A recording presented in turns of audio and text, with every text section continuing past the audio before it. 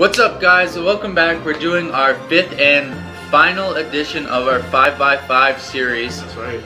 So we are going to be tackling NBA centers today. And to kick it off, we're going to the Utah Jazz and the Stifle Tower, Rudy Gobert. So Rudy Gobert really fell under the radar in his draft year. He's a 7-footer. He really wasn't expected to do much other than be 7 feet tall and be able to walk and chew gum. Now, he's really developed into a great defensive force. I mean, he averaged 2 blocks a game. He got almost 10 rebounds last year in limited minutes, only played 26 a game. So you can tell there's a lot of potential. But the real key to me was once they traded Enes Kanter, Rudy Gobert stepped into the starting lineup. They immediately became the best defensive team in the entire league, which was amazing credit to Rudy Gobert as a player. Him, Derek Favors. Right. Great combination. Yeah, great front court combination.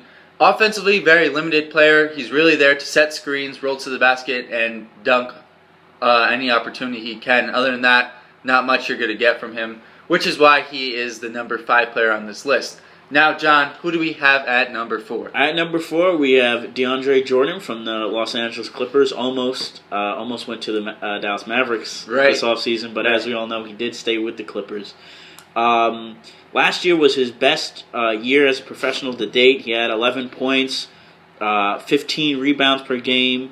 He pitched in 2.2 blocks. So he had a really effective year as the third piece in that offense with Chris Paul and Blake Griffin. And I think he should continue to play just as well, if not maybe even better. He's very effective around the rim, and if he can develop any sort of jump shot, then that would be a really scary combination. Talking about Derek Favors and Rudy Gobert. DeAndre Jordan and Blake Griffin would be so much better even. Right. So now moving on to number 3, unless you have something to say about DeAndre. No. Okay. Moving on to number 3, who do we have at number 3? Well, right, at number 3, speaking of deadly combinations, we have Tim Duncan at our number 3 spot, also combining with our number 3 spot in the power forward rankings, LaMarcus Aldridge this year. I mean, what more do I have to say about Tim Duncan? The model of consistency, closing in here on 40 years old. Yeah. He's been doing it since he came into the league. Yes, his per game numbers are down. He only averaged 14 points, 9 rebounds last year. But that's in limited minutes. He's not really the focus of the offense anymore. And when they need someone to get a bucket, they're going to Tim Duncan. Don't get any questions about that. Nope. He's clearly the leader of that team. This could be his last year in the league, which is kind of sad, but I wouldn't expect anything less than him. He's going to go play great defense, rebound the ball, and get you offense when needed at this point in his career. So, John, who's our number 2 center? Our number 2 center is Marc Gasol from the Memphis Grizzlies. He's a little older at age 30, but he's still getting it done. He still plays a very big role for them. He averaged 17 points last year, 7.8 rebounds. He pitched in 3.8 assists.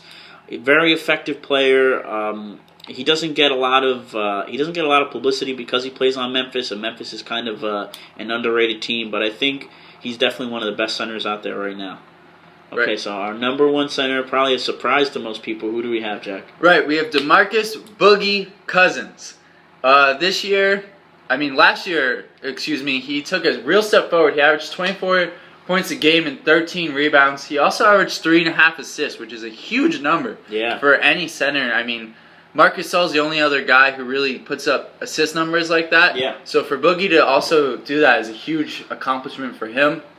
This year, I would expect him to shoot, again, some 3-pointers, which is a little scary going into the year, especially since last year he stopped yelling at refs and started yelling more at George Karl. Right. So you don't really know what to expect from Boogie game to game, but what I would expect to see in terms of his play is going to be real great performances, and he could potentially lead the Kings to a playoff spot. Absolutely, and I think I want to make one interesting observation I just noticed going through our list. Every single one of our centers is in the West.